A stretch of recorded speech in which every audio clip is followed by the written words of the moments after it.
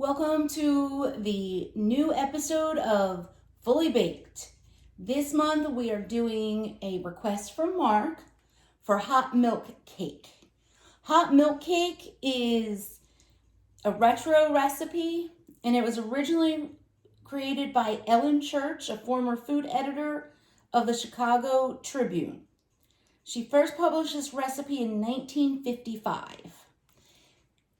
It's a great, versatile recipe that uses things you most likely already have in your house. It has few ingredients, little bit of skill, and we'll get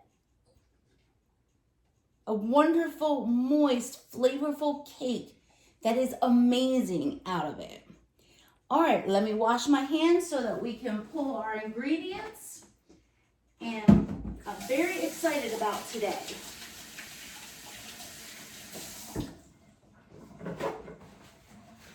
All right, let's get our oven preheating, and I want to say it's low and slow, so it's 325. All right, so we need a half cup of butter. This case, for this recipe, it doesn't matter if this is room temperature, we're melting it. And half cup of butter is exactly 1 stick of standard butter. We want unsalted. So here's our butter. We need 1 cup of milk.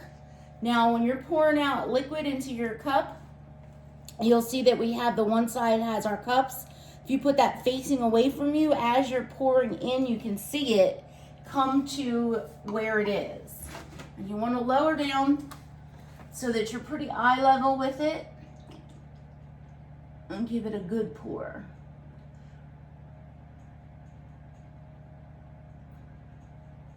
All right, let's put that milk away right away. All right, next on our recipe is vanilla.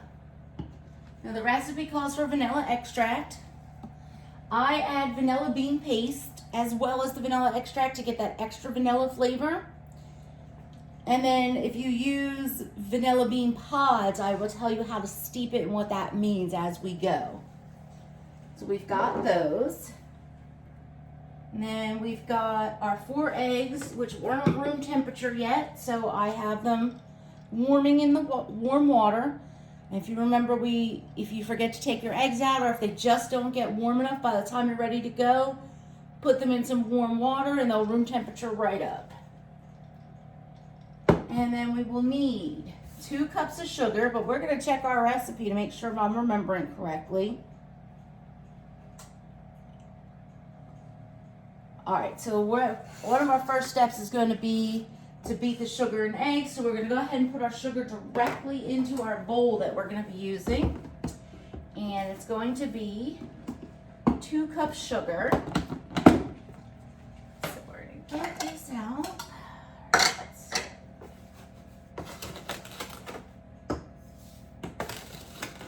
Remember, we don't want to pack it in. We just want it in gently.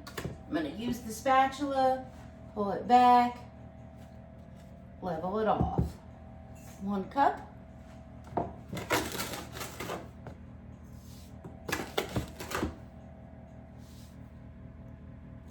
And 2 cups.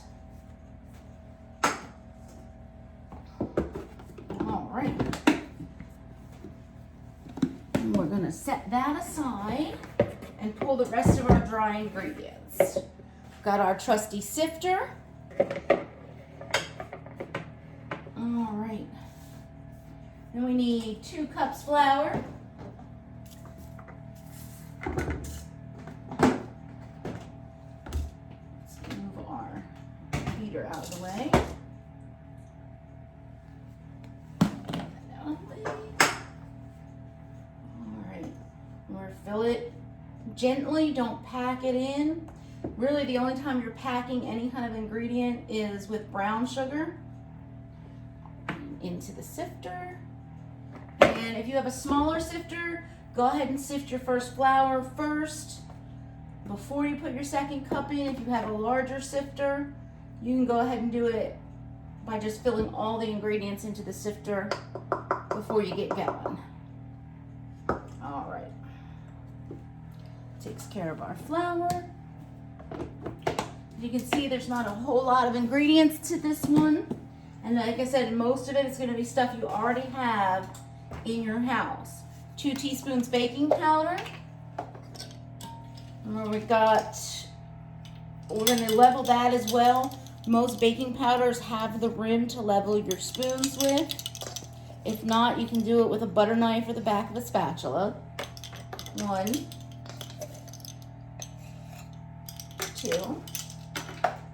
And then a teaspoon of salt. Now, I always like to use my Himalayan salt. It has a slightly different flavor, a little sharper, I think. But you can absolutely use whatever plain white salt you have. Even kosher salt, although that is a larger grain, so you may get some texture from that you weren't expecting. All right. Let's get everything we're done with put up. Because a clean kitchen is a happy kitchen. Alrighty. Now we're going to go ahead. You're going to see as we do this, we're doing different techniques here today. We're going to be beating our eggs and sugar together until they completely fluff, nearly triple in size. We're going to be scalding milk and prepping that, which again, like I said, if we're adding a flavor or if you're adding vanilla bean pod is where you would steep it, which I will, like I said, explain to you as we go. And what that means is while this is a lovely vanilla cake, you can make this cake any flavor. You could do an almond extract, a coffee extract. You could add lemon to it. You could add orange, lime, strawberry powder, anything that you wanted to make the flavor. It's super versatile. You can steep into the milk that goes into the cake a flavor that wouldn't flavor the entire cake but would make it subtle. So like I said, this is a great cake for that. Plus you're going to learn some really nice techniques with this. All right, what we're going to do first is we're going to take since we're using the spatula already, or you can get a whisk, or sometimes if I'm going to fry whatever dough I'm making, I'll use a chopstick, and mix together our dry ingredients. Because you sift them, they're sitting on top. This way it gets fully distributed as you put it in, and it gets mixed much better. All right, back to our recipe. Alrighty. Now, normally when we do recipes, I say get your pan ready before we make the batter so it's ready to pour in.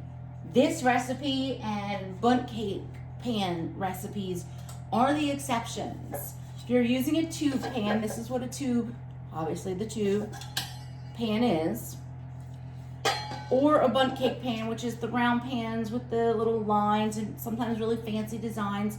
I'd show you one, but the one I used to make Christian, last month's guest, birthday cake, had a flaw in it. It got a deep scratch, which makes them almost unusable. So I had to get rid of it and I haven't replaced it yet. I happened to get this one on Amazon, but if you don't have one of these or a bundt pan and you don't want to get one, and they're pretty easy to find, any Walmart, Target, any store like that, this recipe can be made in a 9x13 pan that you can make cake squares with. I think it comes out better using the bundt or the tube pan. I prefer the look of the tube pan. That's just preference at this point. But there's a reason we don't want to spray this prior to making our cake. Bundt pans and tube pans, if you spray them, then go to work and let them sit, because of the nature, in particular bundt pans, but because of the nature of the pan, the spray will slide down and basically just hold your cake hostage and you'll end up with broken cake, which is not good for probably the purpose you want it for, but you can reuse it for like bread pudding or something. Particularly bundt pans with swirls in them, you will lose your surface. And one thing about things you make in a tube pan or a bundt pan, you have to spray them within an inch of your life. They tend to stick no matter what kind of non-stick pan you're using. The other thing is you don't want to butter these pans. with this type of cake, and bundt cakes in particular, if you butter them, you can get caramelization, which will literally glue your cake to your pan. So unlike normal, we are not going to prep this pan prior to making the cake. We're going to move it out of our way and set it over here. Okay, so that's really important with bundt pans and tube pans.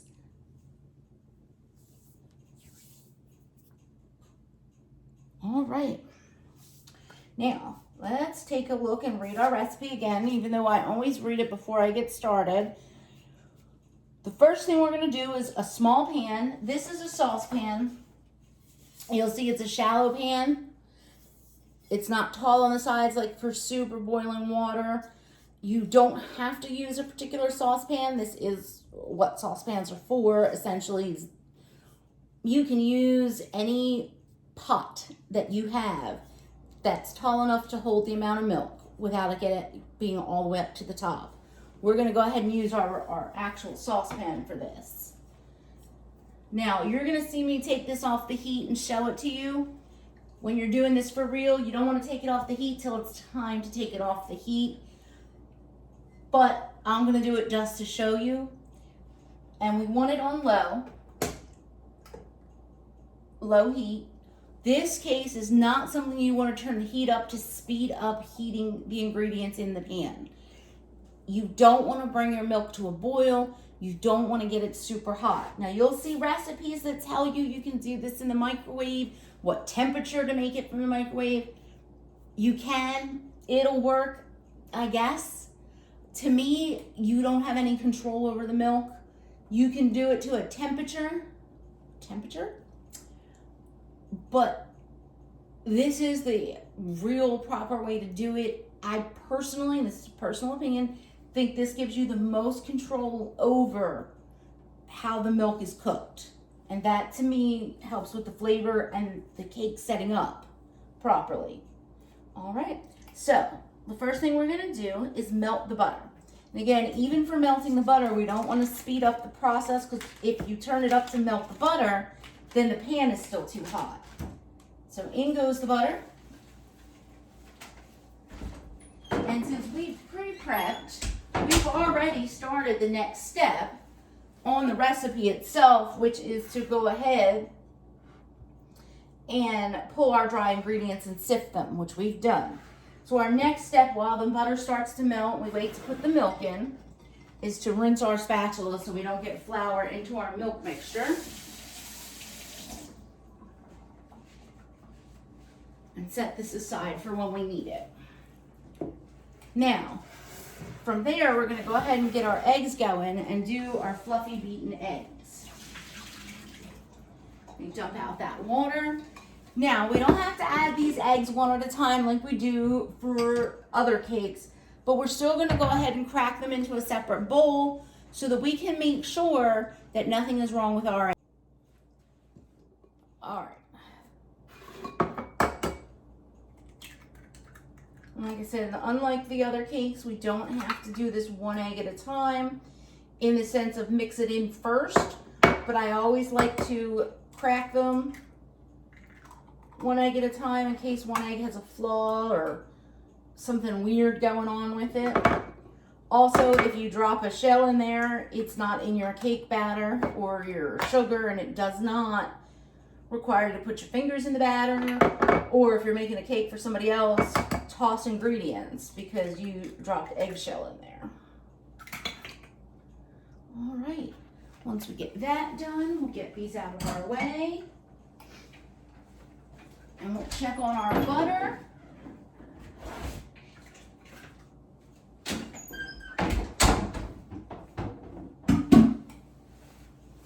All right, our butter's coming along nicely.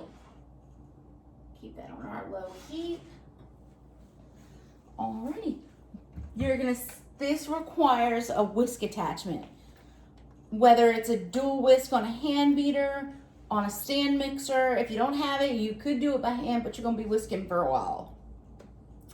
Now, normally when I'm doing this cake for someone else or for the house, I do this in my stand mixer because while I'm doing other things, You just turn on the whisk attachment on medium-high and beat the eggs for several minutes till they like triple in size. And in the meantime, I wash dishes and do whatever else needs to be done. But if I do it in a stand mixer, y'all can't see it. So we're gonna go ahead and do it with the hand mixer. Now make sure you get your beaters all the way in. As you can see, they just pop on out when you don't. Check my butter real quick. Now, if you're doing it with a hand beater, you do need to keep an eye that your butter, when your butter gets melted, so you can add the stuff you need to the milk. So you want to start a little slow so you don't end up wearing egg and sugar. And once you get it kind of mixed so that there's nothing real dry, you turn it up. And you'll see, as you're watching it, that the eggs start to get this really lovely pale yellow color. They will start to double up. Now, it will take longer with a hand beater than it would in your stand mixer. You're talking 3 to 5 minutes depending on how good your stand mixer is. With a hand mixer, it just depends on your eggs, their temperature, how they feel that day. Now while we're doing this, we're keeping an eye on our butter, and as soon as it's melted, we will add our milk and our vanilla. And this is where, like I said, you can steep things into the milk. All steeping means is that while you warm that milk to scalding, that item is in there, whether it's a vanilla bean pod, tea leaves, fruit, whatever flavor you're putting in some cases citrus peel. And then before you would take the next step of adding this to cake batter, you would strain it first to take out all the bits that aren't smooth and leave you with the flavor of the vanilla or the tea or whatever fruit, especially a very seedy fruit like fig. And that's all steeping is. I mean, it sounds so fancy, but it is literally warming something in milk. You can see already the eggs are getting really pale. You can see that they're getting a little fluffy and thicker. And they should get thicker as you go. All right, our butter is melted, so we're actually going to stop this because doing it with a hand beater means you have to stop while you're adding stuff. So we're going to go ahead and pour our milk directly into the butter. And you will see as you're doing this in between stirrings that it does separate from the butter a little. That's not a problem. That's just the way it works. All right, now, the actual original recipe calls for 2 teaspoons of vanilla. I'm a vanilla lover, as I've said before. And so I'm going to do a ½ teaspoon of the extract itself. And for those who are super vanilla people like me, I like to add the vanilla bean paste. It gives you a really intense flavor of vanilla. It just makes it taste a little rich. You see the little flecks of vanilla bean in the cake when it's done. You can use a specific amount. You can use the 2 teaspoons, a ½ tablespoon. I'm going to eyeball it because I'm not giving you my exact addition. Mine's usually closer to a tablespoon of each. As far as that, now I'm going to give it one good stir. I'm going to bring the pot over real quick just so you can see, especially before it even heats up, it's not going to be a fully cohesive mixture. You're going to keep it on that low medium heat. You can see what it looks like. And let it cook. It already smells vanilla-y and yummy. So we're going to go back to our eggs. And we're going to keep a good eye on our milk mixture while we're doing this. And you can already see with the eggs, even having had to stop, that they are a lot fluffier and we have a larger amount of volume in our bowl than we started with. Now for the most part when you're scalding your milk, you don't really want to do too much. Get it to a slow medium, except let it cook and give it the occasional stir. What we're going to be looking for is tiny little bubbles around the edge of the pan.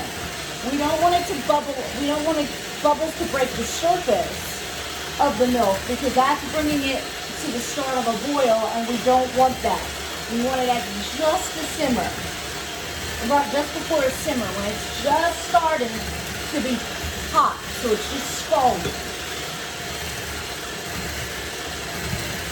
And it is a good technique. It's a technique you can use when doing pastry creams, custards, ice cream base. It is a skill that goes with a lot of different baking items. Now we're going to go left-handed and stir our milk mixture. Make sure we get it moving. Now the one thing about using the vanilla bean paste here is when we pour this into our cake mixture here, our egg mixture, we're going to want to scrape that vanilla bean residue out of our measure cup because we're not going to want to lose any of that beautiful vanilla taste. Now what I'm going to do once that comes to the temperature we want, our directions tell us to slowly add the hot mix in while mixing. I find the easiest way to do that without making a mess and to keep a good steady stream so that you don't start to cook your eggs with the milk, which again is a skill you're going to be able to take to making custards, making boiled icings, making ice cream base. It's getting that steady stream of hot mixture into the cool ingredients. The best way to do that, I think, is to take the liquid that's hot, get it into a large measuring cup, at least twice the volume you're going to pour out, and that way you have a spout, you have a sturdy handle, and you can do a very steady pour.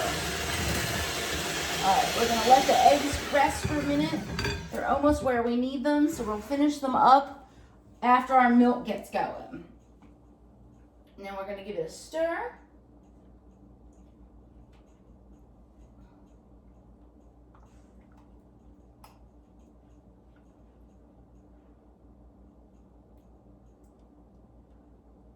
I'm going to make sure it doesn't get up. Now my stove, you'll see me adjusting. It's to keep it a solid temperature. My stove, the burner gets a little hot and then stays hot. I have a good pan. It holds its heat really well. So as the stove keeps readjusting itself, I actually generally have to turn my stove back down from the temperature I start with. Now, in the difference between a saucepan and just say a soup pan for doing milk scalding is this has a larger surface than say a soup pan, so you're going to get that scald quicker. Let me pull this and try and show you what we've got. You'll see as soon as it stops bouncing, right around the edge, you see those little bubbles?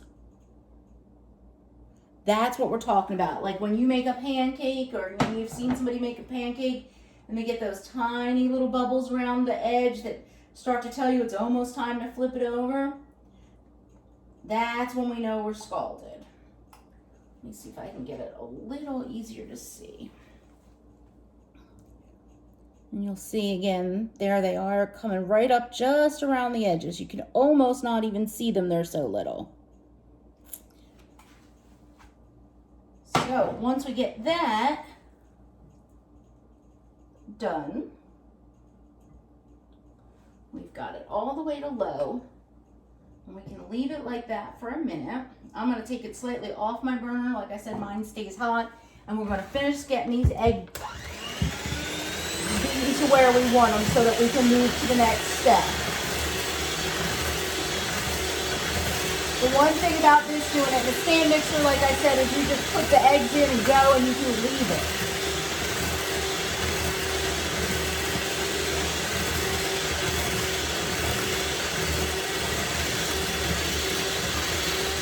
Alrighty.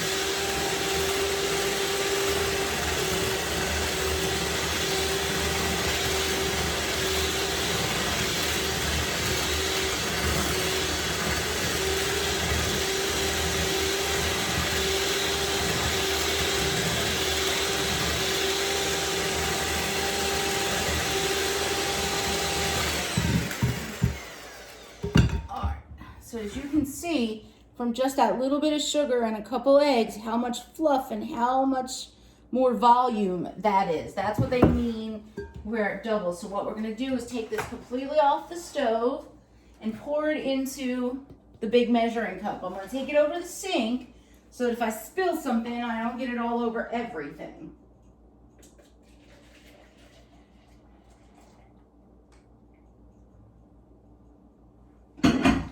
All right, now here for our next step is again why I like to put it in this.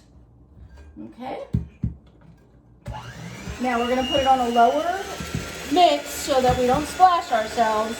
And you want to pour in a slow, let me turn this so you can see, a slow and steady stream.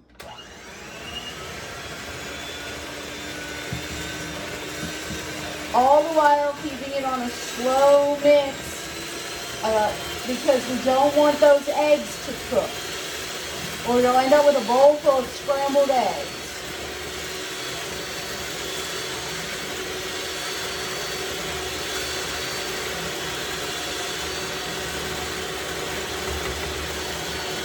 All right, now it's very liquid at this point. Let's get the last of that vanilla out. All right, and now we're going to start adding our dry, and we're going to do it in 2 halves. So we'll get our first half in,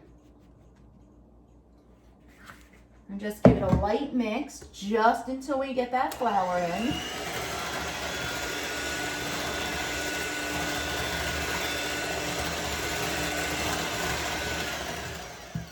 And then we're going to take our second sap.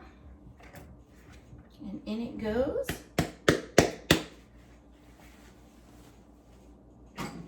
Then we're going to give it a just till incorporated mix. You'll see it start to thicken up.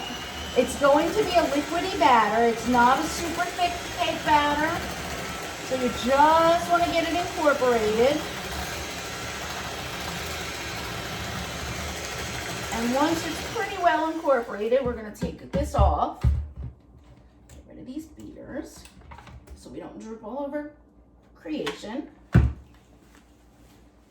And we're going to do a final mix, and this is something you should do in your stand mixer as well. Go around your sides, get any flour that was hanging around, go to the bottom, and just fold.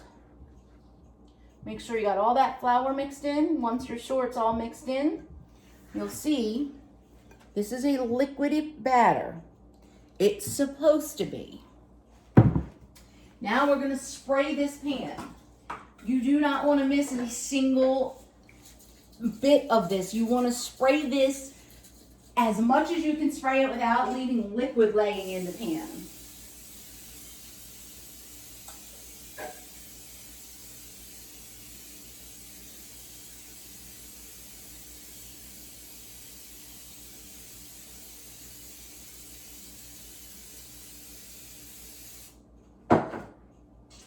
All right, and of course I do that over the sink so I don't get it all over the floor and all over everything. Then just pour your batter in. Once you get the bulk of it poured in, go ahead and take your spatula and scrape everything else back in there so you don't lose any of your cake. Like I said, this is a liquid batter. You can see it, but it is thick enough to cling.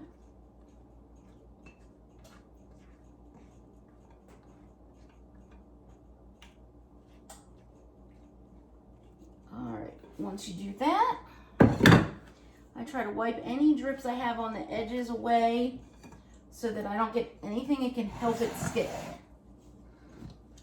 And there it is. We're going to take this, and as always, we have our kitchen rack set to the middle, and our oven had come to temperature at 325.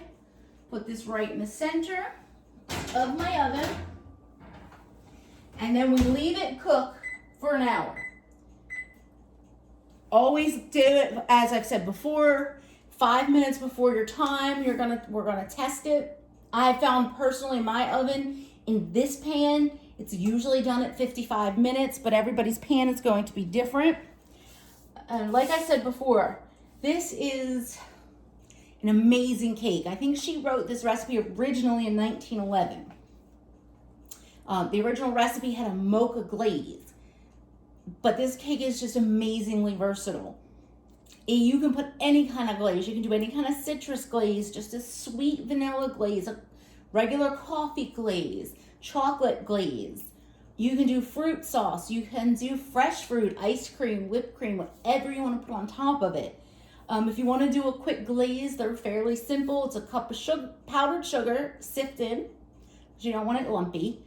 Whatever flavoring you want. I usually use vanilla, even if I'm doing a citrus, but whatever flavor, a couple teaspoons of vanilla or some other flavor, coffee extract or lemon juice, and then a tablespoon at a time of milk until you get the right consistency. And by right consistency, all that means is if you like a thinner glaze to just coat over it, then you want to keep it thinner. If you like a thicker glaze that sits and that you can see, and the kind of cracks like they have on top of like Danishes or strudels, then you keep it a little thicker. You want it at least pouring consistency, and you can put it in a squeeze bottle. You can use a big spoon, however you want to pour glaze. A quick tip if you're using glaze over it is when take that rack, put it on a cookie sheet pan, glaze it, all the excess glaze drips on the cookie pan, not all over your counter or table. You can do fresh fruit or fruit sauce at serving. You can do a scoop of ice cream at serving. You can do it plain. The texture of this cake is amazing.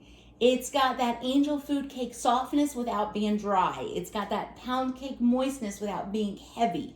So it's somewhere in between that texture, and it's an intense flavor. The cooked milk gives it a beautiful, beautiful flavor. All right, so we'll get back to you guys when we're ready to test this cake at 55 minutes. Okay, we're about 10 minutes into the cook, and I want to take the camera and show you what it should look like so that you don't look in there and think, well, I don't know if this is how it's supposed to look, because this is a little bit different than a regular cake.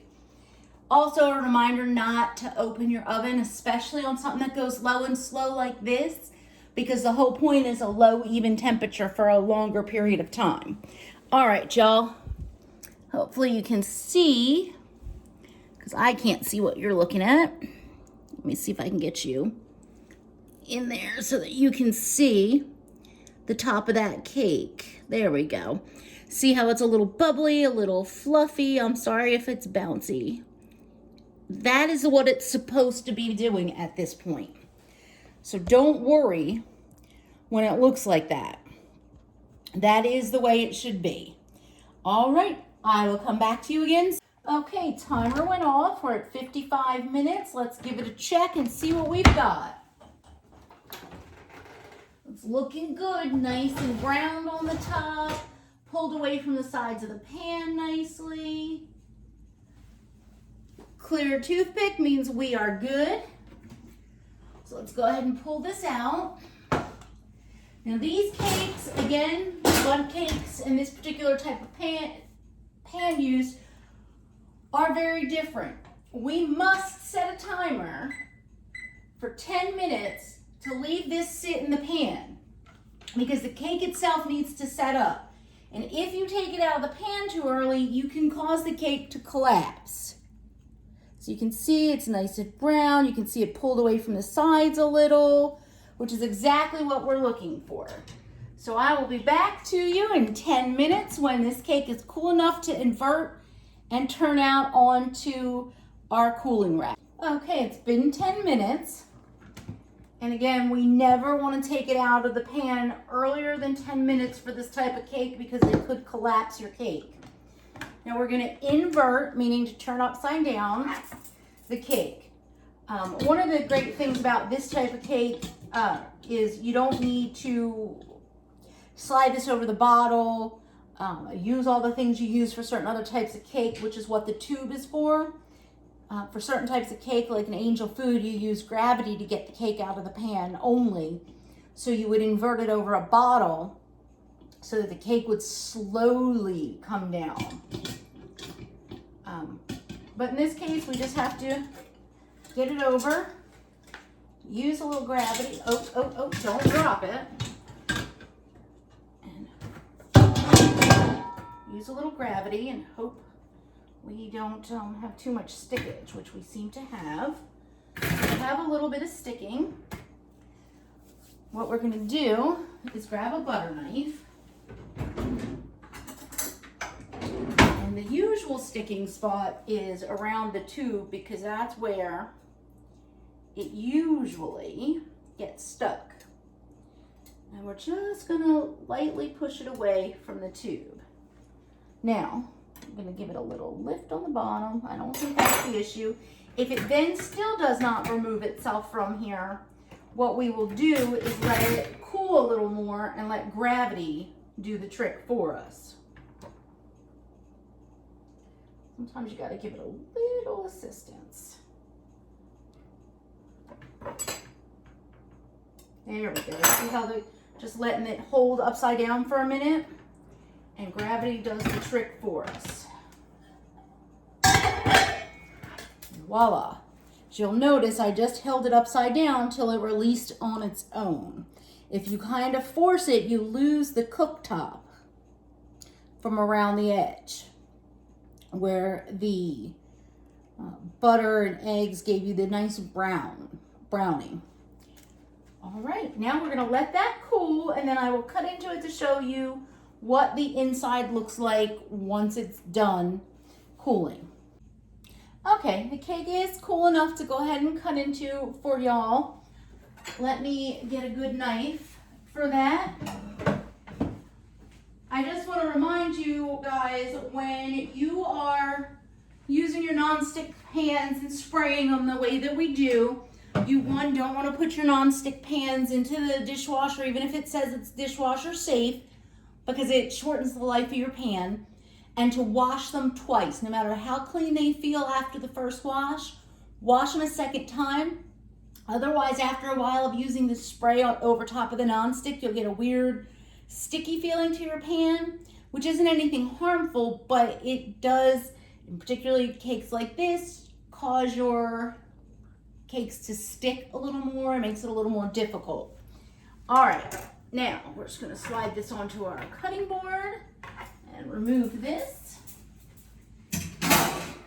Here's our cake, looking beautiful, I might say.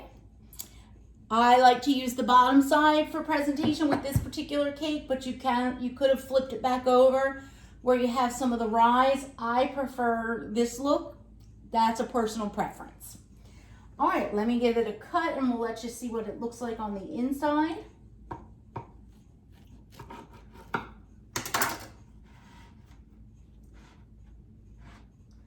Now, let's get a good close-up look.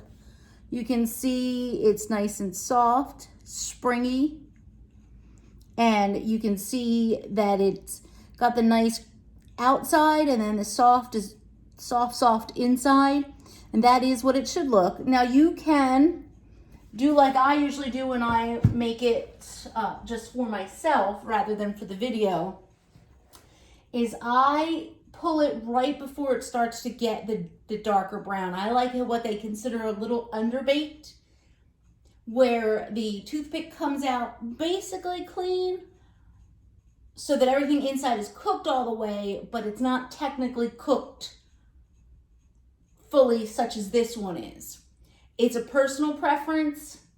I think this makes it a little sweeter with the texture, but especially if you're going to put a glaze or a fruit topping on top of this, the cooked with the fully like this will hold up better to it. If you wanted to do something like soak it in a sauce where it soaks in, you can just poke holes in the top and do that, or brush it on. However, if you're going to want to just brush it on the cake, I would keep the cake a little less browned than this. But this is the actual completion of this cake. Now, had we took this cake out of the pan prior to the 10 minutes where it sets up, what you would have seen is this cake would have been about half the size, and it would have been dense without any little air holes or anything in it. The other thing is, as you saw, it didn't quite want to release even though it had been 10 minutes in the pan. Had it not let go while I held it upside down right away, what you do is you put it back in the pan, or you leave it in the pan rather, and you let it cool for another 10 or 15 minutes. You can also, especially if it's a bundt pan, put a paper, or rather dish towels down and bang it, and then invert it over top of your cooling rack and let gravity take its hold. You may have to do that a couple times if you've got a lot of stick. Now, if the worst happens and it sticks so much that when you pull it out, it's in pieces, such as happened with my bundt pan because of the scratches in it, you can make bread pudding with it. You can make cake pops with it. Or you can make parfait, where you just chunk up the pieces and mix it in layers with cream and jam. So never worry if you mess up a cake. You can always find another thing to do with it. All right. Coming up next month, we've got a suggestion from Christian, who is last month's guest, who can be found on NerdPod. She asked about baking with protein, fit food, otherwise known as clean eating as well. And so what we're going to do several of these, but for next month, we're going to do protein pancakes and protein waffles. And I know you're thinking, oh, but that's not really baking, but it is. And it serves several purposes. You can have them for breakfast or lunch or even dinner, although I prefer my breakfast at dinner. But they're also good for desserts. So we will go over the differences between regular baking and baking with the protein powder and some more healthier ingredients, different textures, and the uses for them. And as usual, I'd like to thank Mark and Haley and For the Fans Media for giving me a place to put up these videos for y'all. And as always, any questions, comments, photos, suggestions, you can drop in the comments or send me a message on Twitter or Instagram. And you can find me on Twitter and Instagram at SamKist, SamKist for both. And we'll see you next month.